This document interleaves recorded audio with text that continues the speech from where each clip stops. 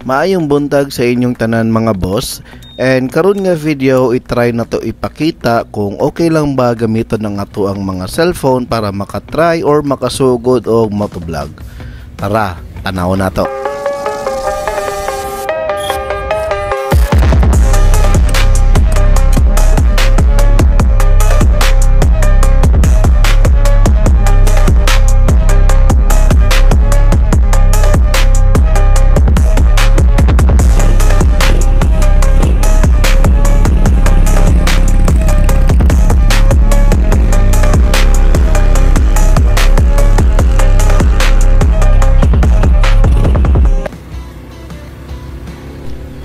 Okay, so karon mga boss, i-check nato kung worth it ba gamiton ng ato ang mga cellphone kung gusto ta mag-try og motovlog. Kay di ba na may uban na gusto na magsugod og motovlog pero wala pa sila pang palit o GoPro labo na sa mga rider nga nagsugod pa lang.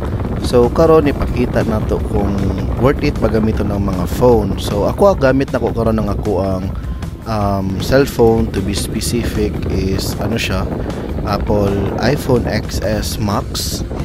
And base sa akong naobserbahan, okay man siya.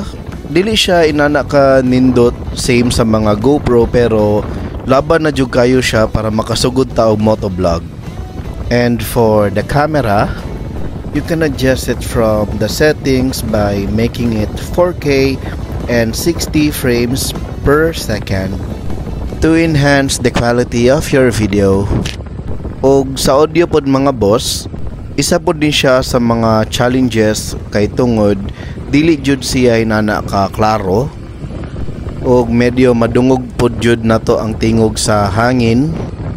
Pero good thing kay naatay alternate solution ana. So pwede ta ninyo mag-dub same sa mong ginabuhat karon, or pwede pud ta mo gamit og external microphone nga available na po siya sa mga online shop. Ang nakanindot mga boss pag naa kay microphone gamit kay ma-reduce jud ang wind noise o syempre dungog jud kayo or klaro kayo ang imuhang storya, so di na kailangan mag-dub.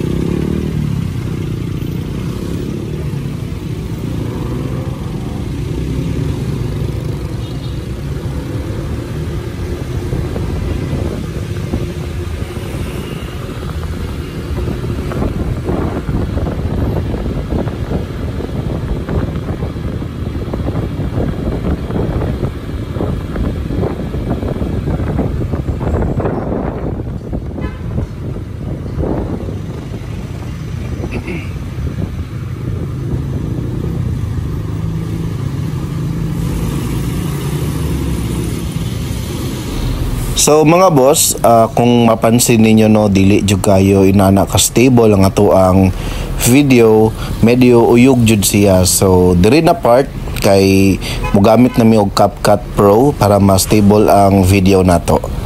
Ipakita sa nato diri ang edited and original video.